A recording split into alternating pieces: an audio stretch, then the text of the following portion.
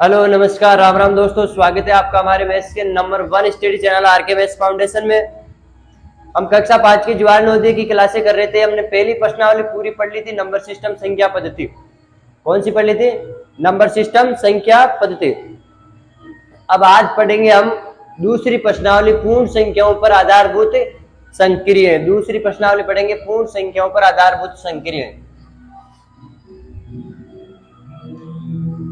पूर्ण संख्याओं पर दूसरी प्रश्नावली का नाम है पूर्ण संख्याओं पर आधारित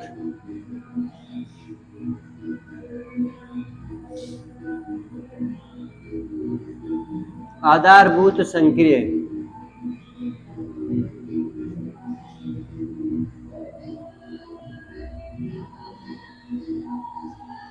पूर्ण संख्याओं पर आधारित आधारभूत 4 संक्रिया है टोटल। एक तो संवर्त नियम, एक क्रम विनिमय नियम, एक साहचर्य नियम और एक चौथा है बंटन नियम या वितरण नियम बोलते हैं जिसे। कौन सा नियम? वितरण नियम। अब देखो, पूर्ण संख्याओं पर आधारित मैंने बताया था। पूर्ण संख्या पहले तो होती क्या है? ऐसी संख्या जो 0 से शुरू होकर अनंत तक चलने वाली संख्या को क्या बोलते हैं? पूर्ण संख्या। तो सबसे पहले आपको पूर्ण संख्या का पता होना चाहिए। इसमें टोटल 4 नियम है संक्रियाओं के। पहला नियम है संवर्त नियम। कौन सा नियम? संवर्त नियम। तो पहली संक्रिया संवर्त संक्रिया या फिर संवर्त नियम। देखो, संवर्त नियम होता क्या है? ये लागू किस पर है? पूर्ण संख्या पर आधारित है। तो इसका मतलब होता है कि ऐसी दो पूर्ण संख्या, कोई सी भी दो पूर्ण संख्या, उनको जोड़ेंगे या घटाएंगे या गुणा करेंगे या भाग करेंगे तो वापस जो उत्तर आए वो एक पूर्ण संख्या ही आनी चाहिए। जैसे जोड़ के लिए करते हैं, देखो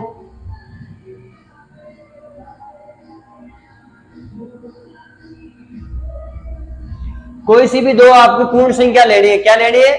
कोई सी भी दो पूर्ण संख्या लेनी है। मैं ले लेता हूं, एक पूर्ण संख्या ले ली 7 और एक ले ली 9।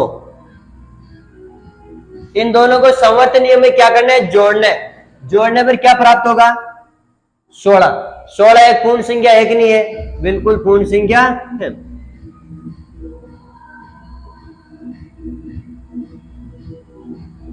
पूर्ण संख्या, इसका मतलब हुआ कि संवर्त के लिए पूर्ण संख्या में जोड़ का जो संवर्त नियम है पूर्ण संख्या का, वो जोड़ के लिए क्या है? सत्य है। क्योंकि दो पूर्ण संख्याओं को जोड़े तो वापिस कौन सी संख्या प्राप्त हो रही है? पूर्ण संख्या ही प्राप्त हो रही है।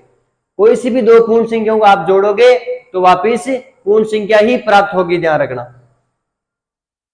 गुणा के लिए करके देखते हैं।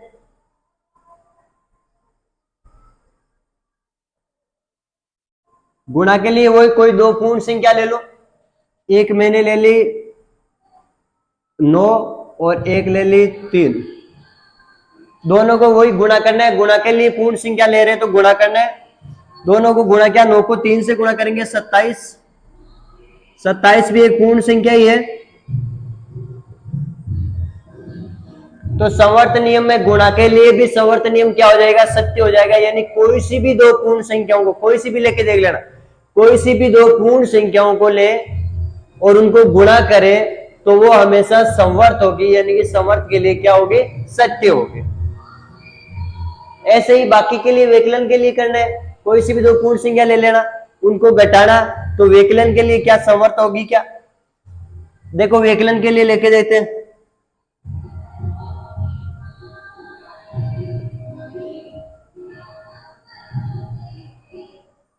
तो विकलन में देखो, मैं ले लू पहली पूर्ण संख्या 7 ले ली, दूसरी पूर्ण संख्या मैंने ले ली 9।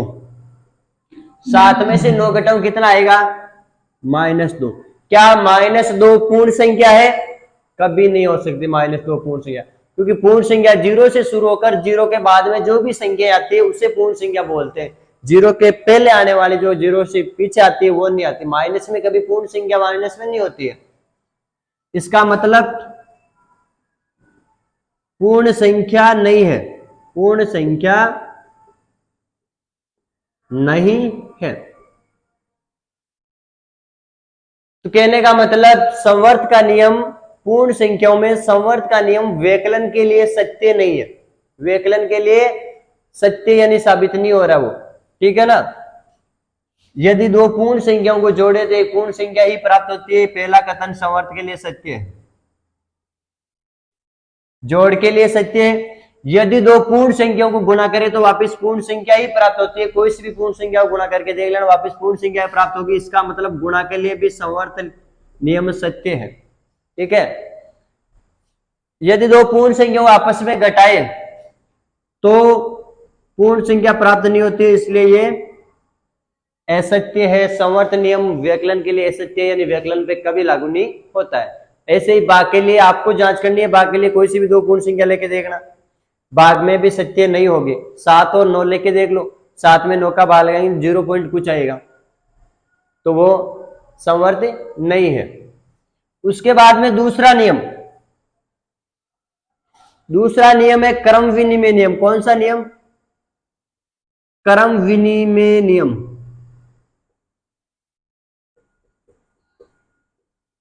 दूसरा कौन सा नियम है? क्रम विनिमय नियम है। क्रम विनिमय में क्या करना है? क्रम चेंज करना है। दो संख्या लेनी है, जोड़ के लिए उनको जोड़ना है और क्रम चेंज करना है। पहले जोड़ना है दो संख्याओं को, फिर वापस उनका क्रम चेंज करके वापस जोड़ना है। यदि दोनों तरफ बराबर आता है तो क्रम विनिमय जोड़ के लिए सत्य। अलग अलग जांच करनी है। सबसे पहले देखो जोड़ के लिए करते हैं अपन।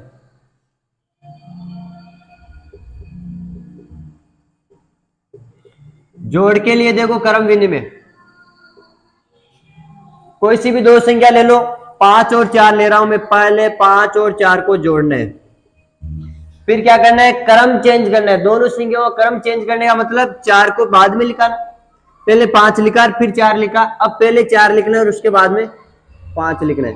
तो इधर भी 9 आएगा और इधर भी 9 आएगा, तो ये क्रम विनिमय जोड़ के लिए क्या हो जाएगा? सत्य है। दोनों तरफ बराबर आ रहा है ना, इसका मतलब क्रम विनिमय जोड़ के लिए क्या हो जाएगा? सत्य हो जाएगा। क्या हो जाएगा? सत्य हो जाएगा। उसके बाद में क्रम विनिमय में करते हैं, 2 नंबर पे लेते हैं अपन क्रम विनिमय में।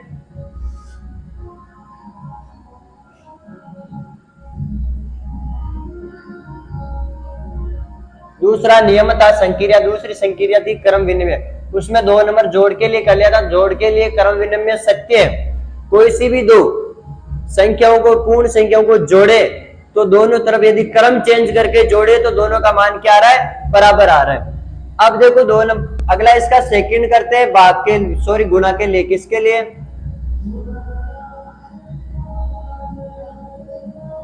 गुणा के लिए। वही कोई सी भी दो संख्या लेनी है और उनको क्या करना है? गुणा के लिए गुणा में गुणा करना है।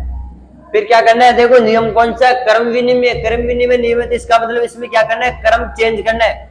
क्रम चेंज करने का मतलब 4 पहले और इस बार 3 क्या आएगा? बाद में आएगा। देखो 4 को 3 से गुणा करेंगे 12, और फिर 4 को 3 से गुणा किया 12।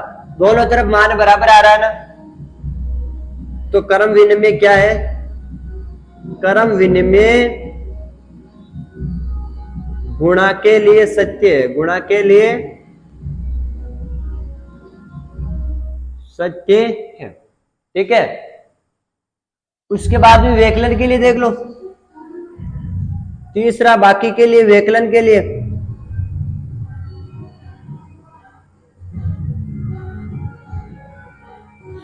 व्यकलन के लिए जांच करते हैं तो वही दो पूर्ण संख्या लेनी है आपको। कोई सी भी दो पूर्ण संख्या ले लेते हैं। मैं 11 और 13 ले लेता हूं, 13 और 11 ले लेता हूं, 11 और 13, 11 माइनस 13। व्यकलन में क्या करते हैं? घटाते हैं। बाकी के लिए जांच कर रहे हैं अपन, बराबर। अब क्या करना है? क्रम चेंज, 13 पहले 11 बाद में। क्या मान दोनों तरफ बराबर आ रहा है? तो 11 माइनस 13 यानी कि यह आएगा माइनस का 2, यह आएगा 13 में से 11 घटाएंगे तो प्लस का 2। तो प्लस का 2 और माइनस का 2 आपस में बराबर होता है क्या? नहीं होता। इसका मतलब क्रम विनिमय, जो क्रम विनिमय का नियम है वो व्यकलन के लिए सत्य है। व्यकलन के लिए असत्य है। उसके बाद में लास्ट में भाग के लिए जांच करते हैं।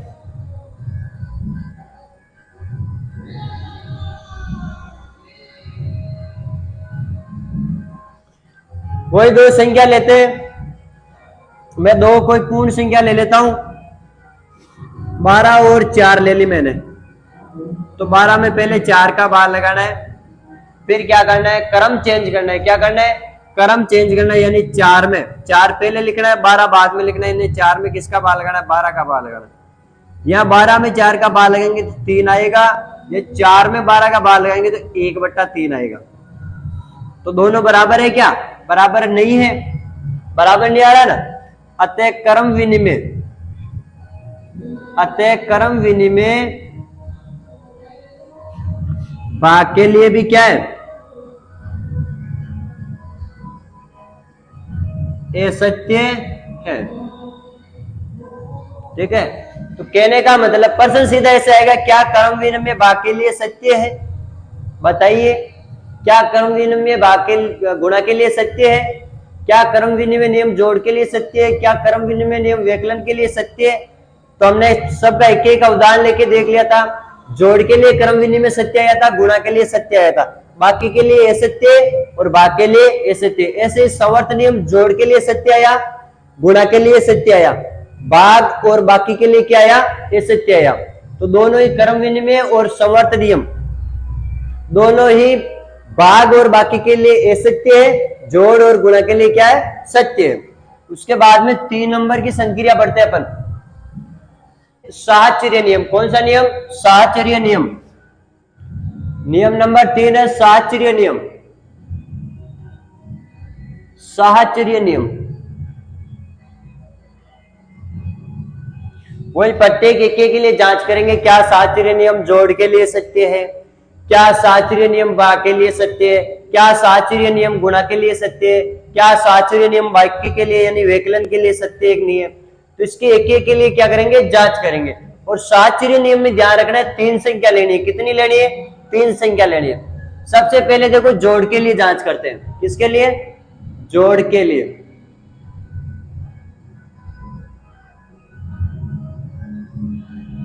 देखो जोड़ के लिए वही 3 संख्या लेनी है। कितनी संख्या, 3। मैं कोई 3 संख्या ले लेता हूं, एक ले ली 2, एक ले ली 5, एक ले ली 7। पहले लास्ट वाली 2 संख्या पर कोष्टक लगाना है। ठीक है, 3 संख्या ले ली, इन दोनों को कोष्टक में सरल करके फिर इसमें 2 जोड़ना है। फिर क्या करना है, बराबर के बाद में पहले वाली 2 संख्या पर कोष्टक लगाना है, लास्ट वाले पर अकेली को जोड़ना है। तो ये हो जाएगी 2 + 5 और प्लस में बाहर क्या, 7। अब देखते हैं मान बराबर आता है नहीं आता। इधर 2 + 5 और 7 कितना, 12। इधर 5 और 2 कितना, 7 + 7। जोड़ो दोनों को, 12 में 2 जोड़ेंगे कितना हो जाएगा, 14 बराबर 7 में 7 जोड़ेंगे 14। दोनों तरफ मान बराबर आ रहा है, चाहे कैसे भी जोड़ ले, चाहे कोष्टक पहले वालों को लगा के जोड़ ले, चाहे बाद वालों को लगा के जोड़ ले, दोनों तरफ मान बराबर आ रहा है। इसका मतलब ये क्या है, सत्य है। क्या है, सत्य है। तो संवर्त नियम में साहचर्य नियम जोड़ के लिए क्या है, सत्य है। दूसरा देखो, दूसरा गुणा के लिए करते हैं।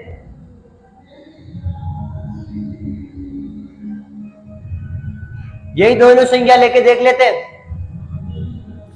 इस बार गुणा प्लस की जगह क्या लगाना है, गुणा का चिन्ह। 2 गुणा कोष्टक 5 गुणा 7 बराबर, वही अब इन दोनों को गुणा करना है। 2 गुणा 5 और गुणा में 7 करो सरल। पहले कोष्टक सरल होता है तो 7 को 5 से गुणा करेंगे 35, इधर 5 को 2 से गुणा किया 10 गुणा 7, सरल करेंगे। 35 को 2 से गुणा किया 70, 10 को 7 से गुणा किया 70। दोनों तरफ मान बराबर आ रहा है, इसका मतलब गुणा के लिए ये क्या है, सत्य है। उसके बाद में 3 नंबर पर व्यकलन के लिए करते हैं। व्यकलन के लिए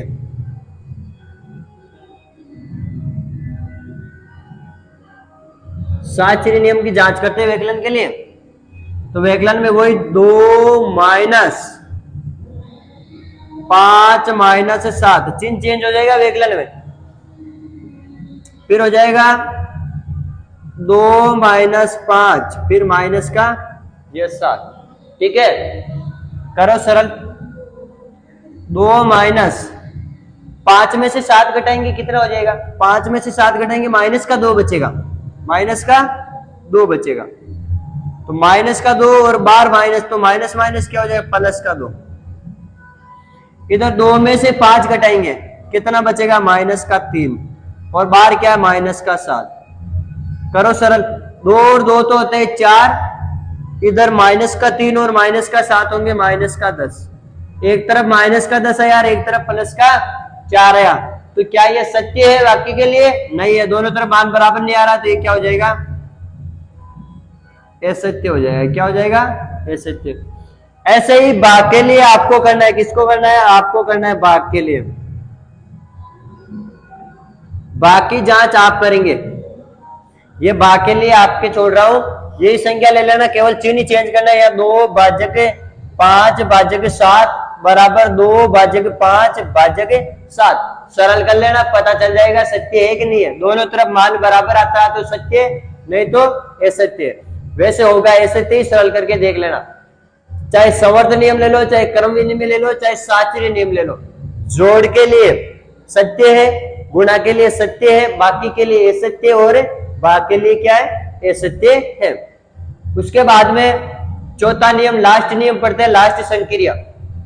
लास्ट संक्रिया पढ़ते हैं। लास्ट संक्रिया 4 नंबर पर बंटन नियम या वितरण नियम। लास्ट 4 नंबर पर नियम है वितरण नियम।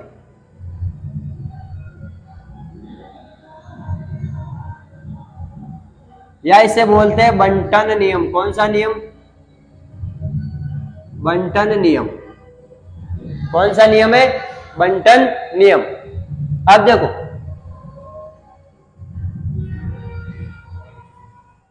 बंटन नियम वितरण नियम में वही 3, जितने साचर्य नियम में संख्या लेती है उतनी ही इसमें लेनी। कितनी? 3 संख्या इसमें लेनी।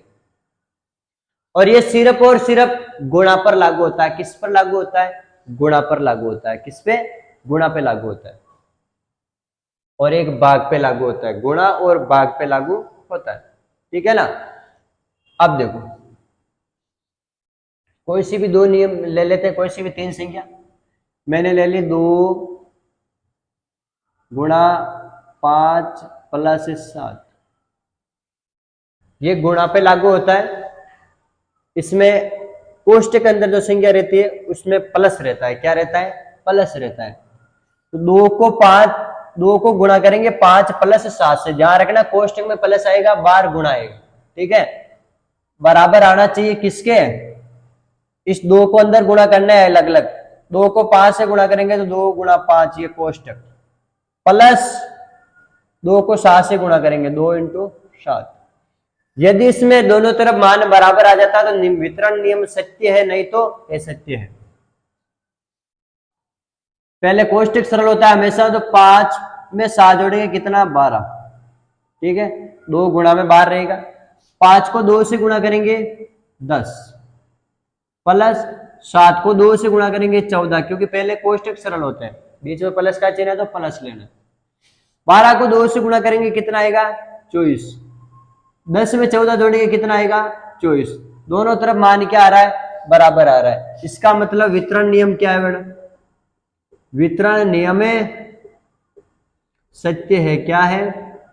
सत्य है। ठीक है, अब मैं छोटी छोटी कुछ बातें लिखूंगा इन चारों नियम से। हमें तो यही चीजें ध्यान रखनी है। तो 4 नियम पढ़े थे हमने, संवर्त नियम, साचर्य नियम, क्रम विनिमय नियम और बंटन या वितरण नियम। इनमें 4 चीजें ही पढ़नी है हमें। 4 नोट लिखवाता हूं मैं, 4 इंपॉर्टेंट चीजें लिखवा देता हूं इसमें। पहला नियम था हमारे संवर्त नियम। तो संवर्त नियम के बारे में लिखना है। संवर्त नियम जोड़ तथा गुणा के लिए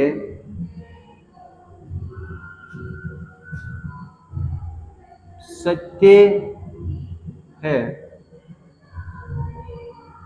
तथा वैकलन व भाग के लिए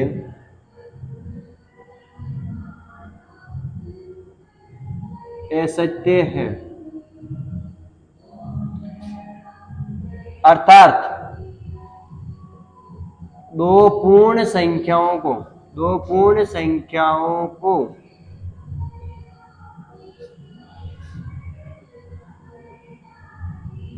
जोड़े या गुणा करे तो एक पूर्ण संख्या ही प्राप्त होती है। तो एक पूर्ण संख्या ही प्राप्त होती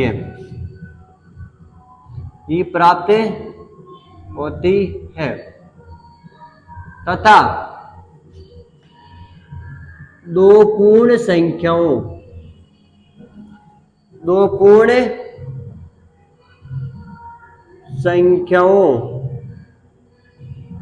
को घटाए या भाग दे तो पूर्ण संख्या प्राप्त नहीं होती। तो पूर्ण संख्या प्राप्त नहीं होती है। कहने का मतलब प्रश्न ऐसे आएगा। प्रश्न कैसे आएगा? देखो, प्रश्न या तो सीधा पूछ लेगा क्या जोड़ के लिए समवर्त नियम सत्य है या असत्य, या फिर गुणा के लिए समवर्त नियम सत्य है या असत्य है, या तो ऐसे पूछ लेगा, या भाग के लिए समवर्त नियम सत्य है या असत्य है, बाकी के लिए समवर्त नियम सत्य है या असत्य है, ये चीज पूछ लेगा। या फिर पूछेगा ऐसे, निम्न में से कौन सा कथन सत्य है? निम्न में से कौन सा कथन सत्य है? पहला कथन दे देगा, दो पूर्ण संख्याओं को यदि जोड़े तो एक पूर्ण संख्या ही प्राप्त होती है। दूसरा कथन दे देगा, दो पूर्ण संख्याओं को गुणा करे तो एक पूर्ण संख्या प्राप्त नहीं होती है। ठीक है, चेंज कर दे, यानी इसको कथन के रूप में पूछ लेगा। तो जो चीज लिखाई वो याद रखनी है आपको। दो पूर्ण संख्याओं को यदि जोड़े या गुणा करे तो एक पूर्ण संख्या ही प्राप्त होती है, और दो पूर्ण संख्याओं को भाग दे या बाकी करे तो पूर्ण संख्या प्राप्त नहीं होती है। ये ध्यान रखना। ये कौन सा नियम था? समवर्त नियम था। उसके बाद में देखो, उसके बाद में दूसरा नियम पढ़ा था हमने, क्रम विनिमय।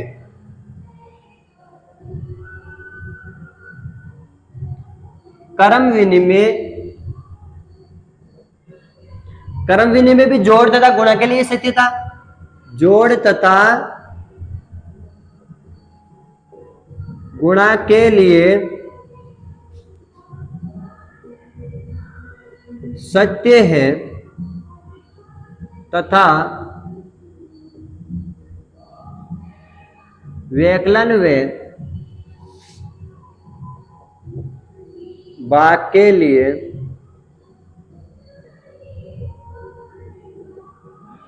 असत्य है। ठीक है, उसके बाद में हमने 3 नंबर पे नियम पढ़ा था साहचर्य।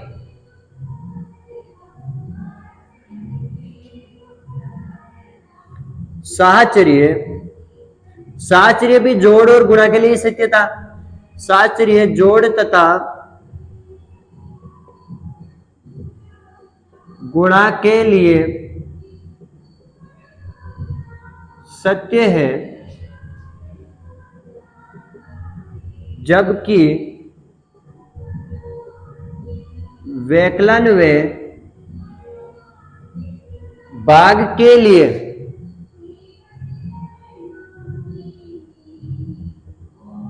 असत्य है। ठीक है, तो ये 3 नियम हो गए। चौथा नियम वितरण नियम था। कौन सा नियम? वितरण नियम या बंटन नियम बोलते हैं।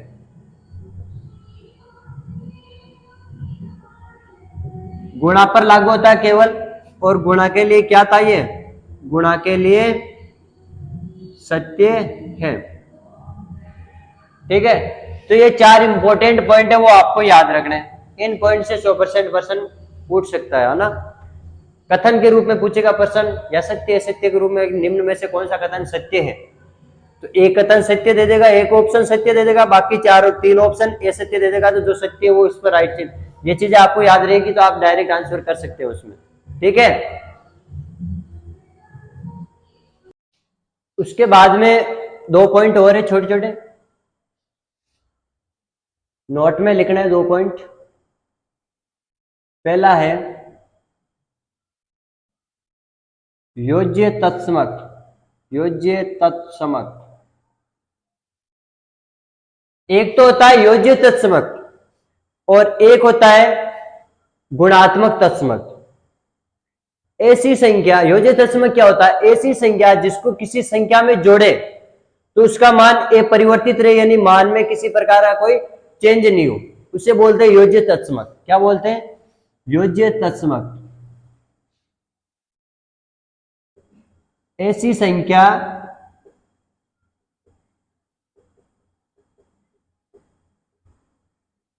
जिसको किसी संख्या में जोड़ने पर,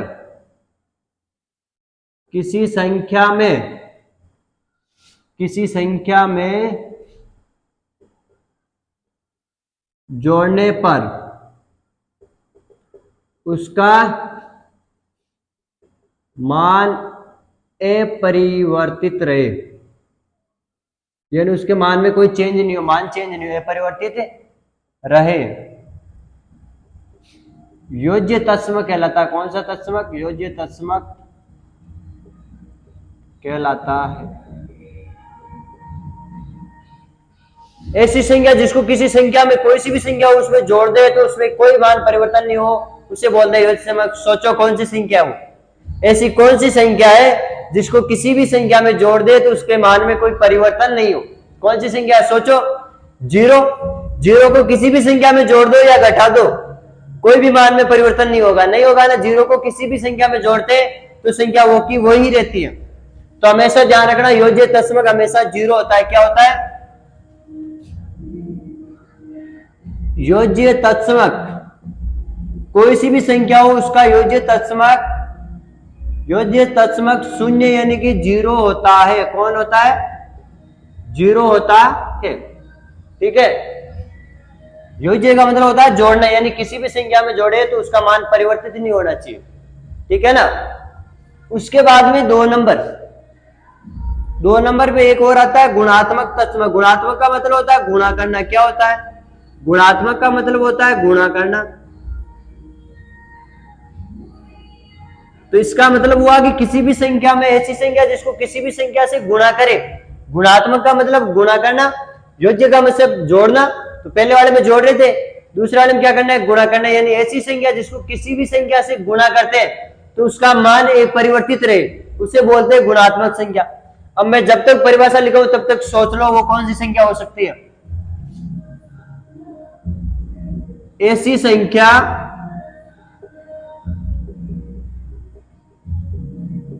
जिसको किसी संख्या से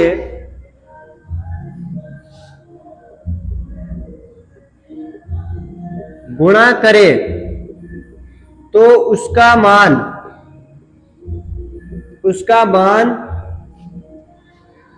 अपरिवर्तित रहे। क्या रहे? अपरिवर्तित रहे। गुणात्मक तत्समक कहलाता है। तत्समक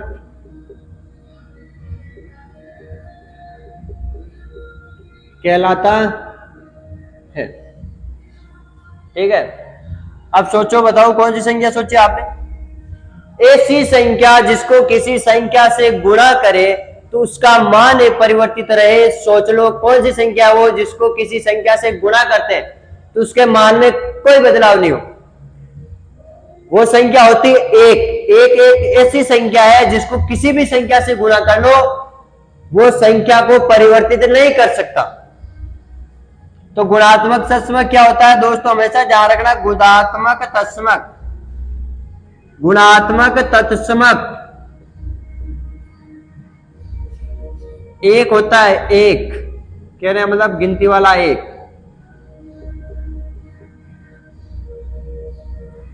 प्रश्न ऐसे पूछ सकता है कि निम्न में से गुणात्मक तत्समक होता है, बताइए।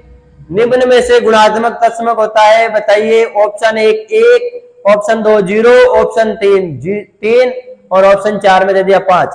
तो आपको पता लगाना है कौन सा गुणात्मक तत्समक होता है। गुणात्मक तत्समक एक होता है, जिसमें एक ऑप्शन है उसको राइट करना है। ऐसा प्रश्न बनेगा, इसमें ध्यान रखना। ठीक है ना।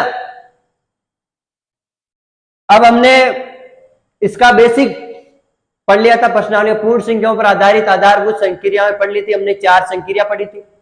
पहली संवर्त नियम, दूसरा क्रम विनिमय नियम, तीसरा साहचर्य नियम, चौथा वितरण नियम या बंटन नियम।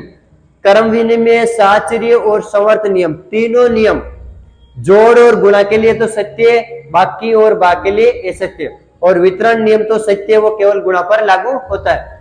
उसके बाद में हमने 2 चीज पढ़ी थी, कुछ इंपॉर्टेंट पॉइंट तो वही लिखाए थे सत्य असत्य के। उसके बाद में 2 चीज पढ़ी थी हमने, योज्य तत्समक और गुणात्मक तत्समक। हमेशा ध्यान रखना, योज्य तत्समक वो होता है जिसको किसी संख्या में जोड़े तो कोई मान में उसके परिवर्तन नहीं हो, और गुणात्मक तत्समक वो होता है जिसको किसी संख्या से गुणा करे तो उसके मान में कोई परिवर्तन नहीं हो। हमेशा ध्यान रखना, योज्य तत्समक 0 होता है, गुणात्मक तत्समक क्या होता है, 1 होता है। अब उसके बाद में इस पर है भाजकता के नियम। क्या है भाजकता के नियम? भाजकता के नियम हमने नंबर सिस्टम पहली प्रश्नावली में पढ़ लिए थे। पूरे टोटल जितने भी नियम है 11 नियम थे भाजकता के, वो पढ़ लिए थे। तो वो क्लास देख लेना, उसमें भाजकता के नियम दिए हुए। कल से हम करेंगे इस प्रश्नावली के प्रश्न शुरू, ठीक है ना। तो आज के लिए इतना ही, धन्यवाद।